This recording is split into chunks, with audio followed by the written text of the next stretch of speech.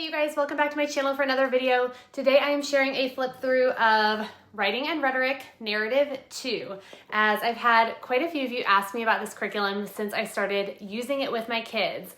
So I'm excited to give you a closer look at what it's like and how we're using it in our homeschool. We began supplementing with Writing and Rhetoric just a few weeks ago, so it's still fairly new to us, but we are really enjoying it so far, and I think it's going to continue to be a great addition to our homeschool language arts lineup. Before I show you inside the book, let me share a little bit about what Writing and Rhetoric is and how it works. To give you a little background, Writing and Rhetoric is published by Classical Academic Press. They're a Christian company and they offer a wide range of classical education resources, including Latin, logic, writing, literature, and even Bible studies. All of their materials are rooted in the classical tradition, which means they're going to emphasize things like reading great books, learning through imitation, and training kids to think and speak clearly. All good things, right? Now, we don't follow a fully classical model in our homeschool, but I can really appreciate some of the classical ideas and methods, especially when it comes to writing and language. So even if you're more eclectic in your homeschool style, you might still find that this curriculum works beautifully as part of your homeschool mix. I wouldn't say that Writing and Rhetoric is overly religious, but you do find some moral and faith-based themes in the curriculum. There are some references to scripture and Christian values here and there, so just something to keep in mind if you're here watching this review and looking for a completely secular curriculum. Okay, so this series, Writing and Rhetoric, is based on the progymnasmata. I'm getting more comfortable with saying that word, progymnasmata. This is an ancient method for teaching writing and speaking. Think of it like an apprenticeship. Your child is going to learn to write by studying great stories and kind of working alongside great writers. They build their skills step by step. Each book in the series builds on the previous lessons, and the goal is to help your kids write well, speak persuasively, which is what rhetoric is. Narrative 2 is the third book in the series, and it's the second book really focused on storytelling. I personally began with this book because when I looked at what books 1 and 2 covered, I had a friend that let me look through some of her books. I felt pretty confident that we could jump in here, although it honestly wouldn't have hurt us to simply start with book 1 and work from there. We could have done that quickly, but this is just what I decided to do. If you're trying to decide where to start and you can get your hands on different books or look through samples online, you can do that. There isn't really a placement guide or anything, but honestly, for ease, I'd recommend probably just starting at the beginning with book 1 and working your way through the series from there. Book 1 does not correspond to grade 1. They recommend that you begin this in grades 3 or 4. However, if you're like me and you find out about this and are starting later, it really doesn't matter. My kids are in 6th and 7th grade, and we're using Narrative 2, which they say is for grades 4 and 5 as a guideline, but it's truly okay to start with the earlier books, even if you have older children. For us, we're finding it fun, not too hard, and my kids are having success so far, which is important, I think, for kids who don't necessarily love writing. It helps build that confidence, and when you're not jumping in with something too challenging. So anyway, in this book, Narrative 2, the goal is to help kids learn how to summarize, expand, and retell stories. This is something that we needed some work on, which is why I was drawn to this book originally, rather than maybe starting at the beginning like I could have. But what I'm really loving, and I didn't really expect this, but it's not just about writing. The lessons include narration, discussion questions, elocution practice, and really thoughtful writing exercises that you'll see in just a few minutes. We are currently about 5 lessons in. It's very open and go, easy to teach. I just grab my teacher's edition, sit down with my kids, and we open it up and work through it together. No extra prep needed, which I really appreciate. All right, let's jump into the flip through so you can see exactly how it's laid out and what the lessons actually look like. So right here I have the teacher's edition and the student workbook. You're going to want a workbook for each of your kids that are using this curriculum, and I highly recommend you get the teacher's edition for yourself. It's exactly the same as the student book, but there are details and answer keys in here for you that I think you're going to want. And I will say here that this is a curriculum that I think you're going to want to sit down and do with your kids. Yes, there are parts that might be okay done independently, but overall, I think it works best if you can carve out the 15 to 30 minutes to sit with your child and go through the lessons, especially because some of this is going to involve speaking, narration, dictation, and things like that are hard to do on your own. So just something to keep in mind. It is about $50 for the pair of books, $23 or so just for the student book, but I would buy them both at the same time. When you do that, you are also going to get streamable audio files if you'd like to listen to any of the passages read aloud. So there are 12 books in this series. As you can see here, it kind of gives you an overview of these books. And like I mentioned earlier, these don't necessarily correspond to grade levels. So book 1 isn't first grade. Book 12 is recommended for grades 8 to 9. So starting in in grades 3 to 4 and then working your way through to 9th grade is what they recommend. I think, ideally if you start these in 3rd grade, then by the time you get to high school, you'll have gone through all different types of writing, which I think is, kind of their ideal picture, but it's definitely okay and valuable to do these at any time. So each book is going to take about 3 to 4 months to get through if you work through the pace that they suggest, if you work through it at that pace. So you'll probably be able to get through about 2 books per year. And this is not a full language arts curriculum either. So you're going to want to add in something for grammar and literature, maybe spelling if you're using this for your writing program. So you can see the titles of these books. You've got Fable. This is going to introduce students to the art of storytelling. It's going to have them read, analyze, and retell classic fables.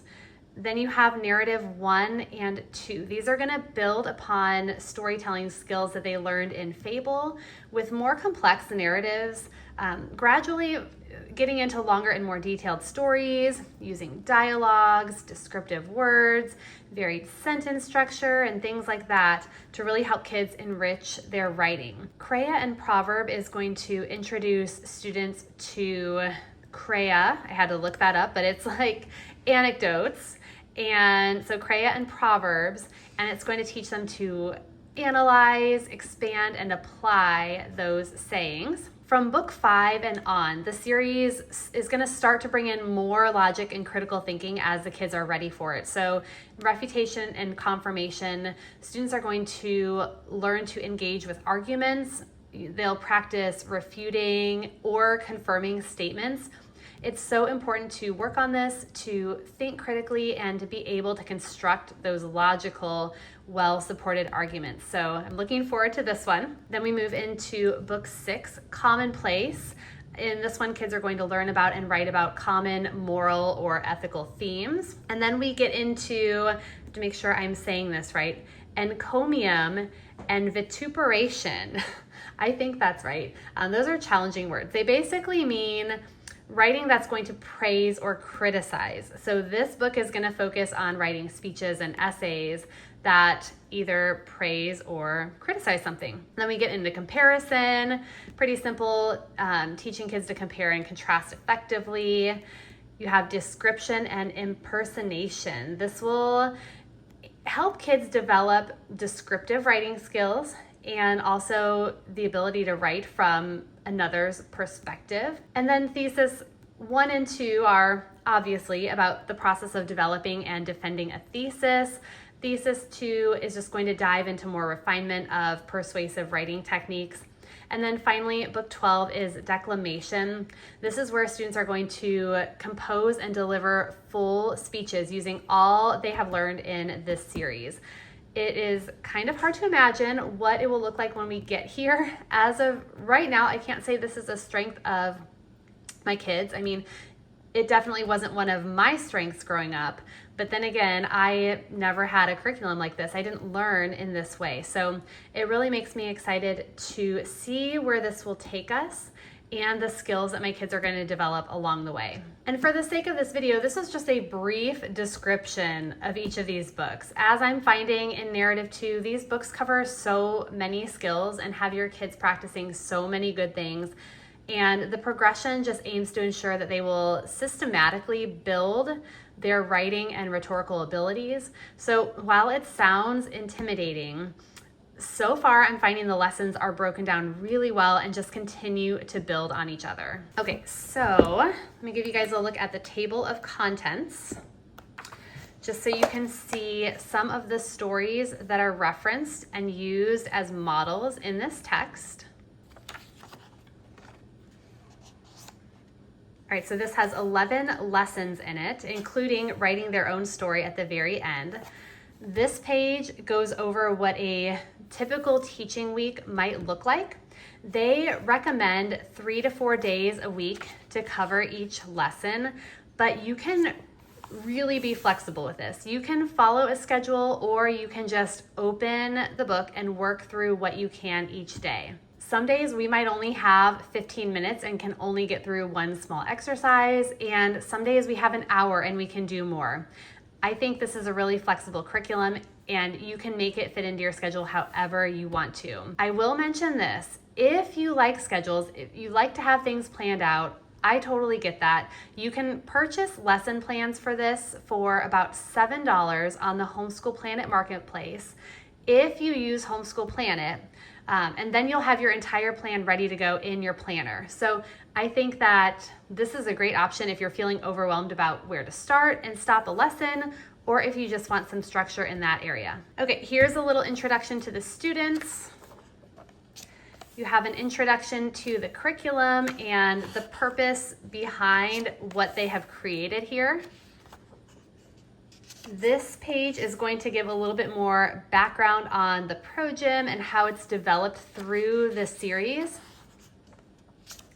And then here are the specific objectives for Narrative 2. Feel free to pause if you want to read over those. This next page is going over the layout of each lesson. So this is helpful to know how things are set up. I believe this is pretty similar throughout the series. I only have 2 of the books though, so I could be wrong, but each lesson is going to begin with a little introduction to the skill taught in that lesson or a chapter story. This is their example for that lesson, the model of good writing that the kids are going to follow. And it's going to be something interesting, something to grab their attention, give them rich content to think about and imitate. And these are, if you get the audio files, these are what's going to be on the audio files if you want to listen to them. Next, you're going to have a narration section, or tell it back. Narration is really important to have kids do. I talked about this a bit when I did the Master Books math flip through. They incorporate narration in math because when kids can tell things back to you, it means that they have learned it. It also helps things get stored into long-term memory, and it's just good to be able to tell things back in your own words. So good to practice. So they'll narrate the story back. And in this book, this leads to the process of being able to build an outline and then basically summarizing the story in their own words. Next, there's a talk about it and speak it section in the lesson where they move from just remembering the story to actually analyzing it, thinking more critically about it. And then it moves into go deeper, which is about developing comprehension of the story and also understanding how the words are used in the story. So all of this up to here is what's recommended for day 1 of each lesson. Again, this is a recommendation. Sometimes we get through all of that and sometimes we have to split it up. But then the next section is writing time. And this part involves a lot of things.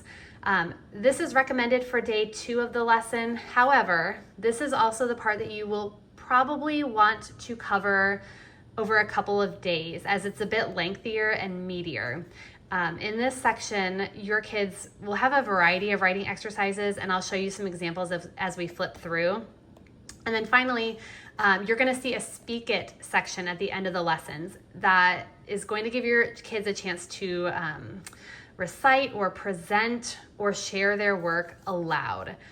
This is important. I struggled at first to have my kids present to each other around the kitchen table, but we want our kids to be able to be confident in expressing themselves and speaking up, sharing their thoughts in a variety of settings. So this is a great thing to include, I think. And in the back here, there's a great page on elocution tips to help your kids with this when they're doing their speaking or they're presenting. Let's see, there's also a glossary back here. There's a vocabulary builder page. And then in the very back, there is a simple rubric to use once your kids start writing their own stories. We haven't used this part yet. I think it'll be for later on in the curriculum. Okay, so let's go back and take a look at a couple of the actual lessons. All right, so here's lesson 1. This is the introductory lesson. So there's not really a story here, just an intro to what they're going to be learning about.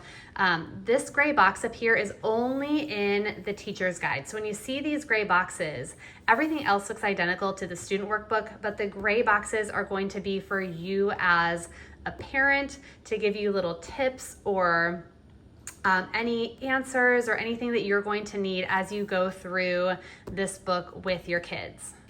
So with this lesson in the introduction, you kind of read through it. They have some questions in here and they give you the answers, but you're just kind of reading this along with your kids, asking questions as you go. Not every lesson introduction is like this. Some will just be the story. But then you get to this Tell It Back section, and they have some questions here. You're not narrating really yet. You're just talking about, why is it important to be able to tell stories? And then this TE, this means that if you flip to the back of the lesson, the end of the lesson, these are your teacher pages. So this is where you're going to have some answers in case you need help with what the answers should be. So whenever you see this symbol, that is going to indicate that you have answers here. And I didn't know this at first, what that meant. So that is important to know. You've got answers in the back.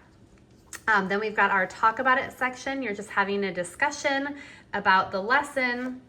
And then you've got the Go Deeper section. So they've got some different questions here. This is talking about beginning and middle of and end of story. So they give samples from the text and have kids put it in order. Which one's the beginning, what's the middle, what's the end.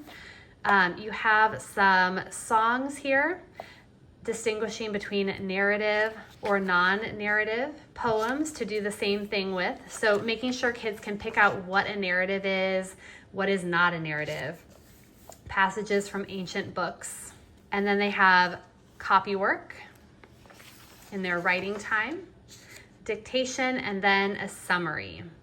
And then we get to that Speak It section. So here they were asking kids to memorize their summary of the story and then share it out loud.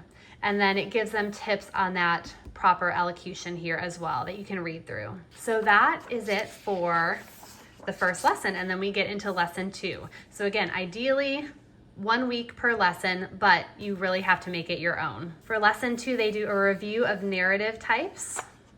They have a little snippet here and then kind of talk about this. Tell It Back. They're having them memorize some of the definitions. That's what they have to narrate. Talk About It section. Going deeper. Being able to distinguish those things that they memorize. Can they distinguish if they read a passage, what's a fable, what's a parable, what's history, what's a myth, things like that. So they go through quite a few examples to practice that. For writing time, they've got more copy work and dictation. And then we get into some amplification. So in writing time, again, they're going to have a lot of different exercises. For amplification, they're given this small passage and they have to amplify it, meaning they're adding description and detail. So they're not just writing starting from a completely blank piece of paper. They're taking this and they're having to add to it, making it more descriptive, maybe adding dialogue, things like that. So maybe adding some plot. So this is a really great exercise. I think especially for kids that have a hard time just writing on that blank paper or out of nowhere, just getting practice with those skills in these amplification sections. Speak It is here. So again, just choosing something they have to kind of memorize and share. These are all going to be kind of different too. And then that's the end of lesson 2. Lesson 3 is our fable refresher. So here they have a short little fable. Then they're having to narrate it back, talking about it, so you guys can see kind of the patterns in these lessons. Going deeper, here's some of the exercises they are having them do here. I like these questions. What proverb is most like the moral in this fable? Circle the adjective that best describes the frog, the object the frog is most like. Why do you think it was important to the old frog to appear as big as the ox? So they're having to do a little bit of thinking here. And then they get into some definitions, using that vocabulary in a sentence, synonyms. And here we get into our writing time. We've got our dictation. We have sentence play. So they're just playing around with different sentences and they give them all of the prompts for this. And then copiousness is in here too, which I think was really fun. So basically helping kids understand that there are a lot of different ways to say the same thing. And so looking at different parts of speech and using maybe different adjectives, using synonyms. And here they had to take the same sentence and use different words to describe things and just play around with it a little bit. So this was a really good exercise. Here we get into writing a summary. So they kind of teach the steps for summarizing, breaking it down, crossing out the things that aren't very important, and then summarizing it. They go through it step by step, which is so helpful. And then here we have a little bit more amplification, taking your summary and then making it longer. And they even give you a sample. So you can read the samples before your kids do it, or if they need more examples of something like this, or afterwards if you don't want to put too many ideas into their head. So that'll depend on your kids. And then they get a chance to write their own fable. So this writing time section is kind of long, which is why you might need to split it up into a couple days, but they write their own fable here. And it gives them examples on what they might want to use if they have trouble thinking of things and then speaking it. So they give them in this section 2 poems, and they ask them to memorize either a stanza or the whole poem and then share it out loud. So I think overall, they just have a lot of great exercises in here. This is teaching them what an outline is and how to outline a text, which is really important when they're going to be writing their own story, or even just being able to make an outline. I was telling them how I make outlines all the time with if I'm writing a blog post, or one of our pastors was telling us the other week that that's how he does his Bible study. When he reads through a chapter of the Bible, he outlines it, and just being able to have that skill is really important. So it walks them through how to do it and why it's important. Here we got into story hooks. So we've been reading this passage on the 5th labor of Hercules, and they're teaching them about story hooks and then having them make the hook even better. So they're giving them examples of how to do that. So make a hook using the description of Hercules, make a hook using the dialogue, make a hook using the description of the stable. So great ideas that the kids could build on and practice those skills.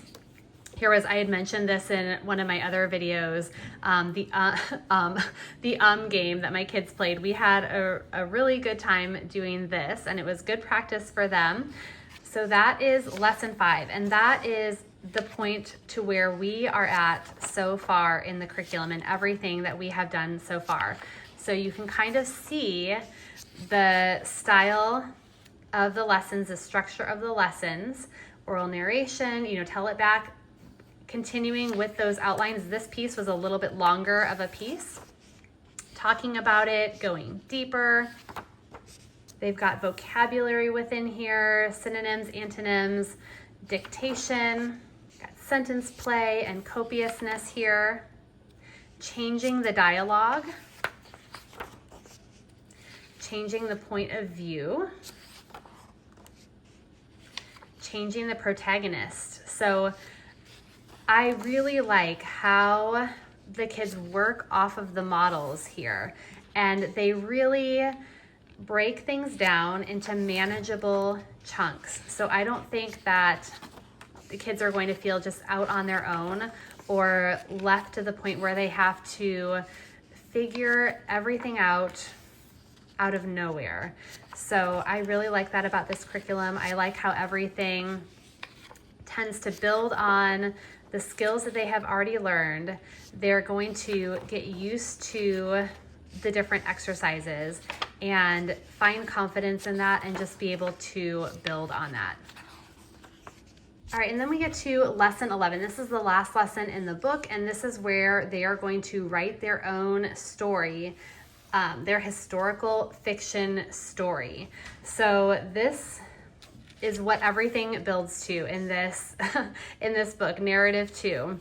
So it is going to have them read 3 stories to gather ideas for a Roman tale. And then it's going to give them 3 story scenarios, and then they're going to follow the steps to prepare their own story. So again, doesn't leave them out on their own. So you've got the first one here, and then they have the suggestion about the story that they could write. They've got a gladiator story, and then a couple of suggestions here. I guess this one goes with this. So then they go right to preparing your story, and it's going to walk them through detailing their character. So they fill out all the information about their character, different quirks about their character, adjectives that describe the character, talking about story details from history that they want to use, helping them pick those out. Here's where they can jot down the beginning and the ending, and then outlining. So they're going to outline their story and then write their story from there. So here's where they get to use those skills that they have learned about outlining and apply it to their own story. So that's a peek inside Writing and Rhetoric Narrative 2. I hope this helped you get a better sense of how the curriculum works and what it might look like in your homeschool. We're really enjoying it so far. It's thoughtful, flexible, and I can see how this process will help my kids become stronger writers and better communicators as we work our way through it. If you have any other questions, or maybe even would like me to get my hands on any of the other books to flip through for you, let me know in the comments. And please give this video a thumbs up if it was helpful. Consider sharing it. Those are always easy ways you can support my channel and help me continue making content here. Thanks so much for watching. I will see you next time.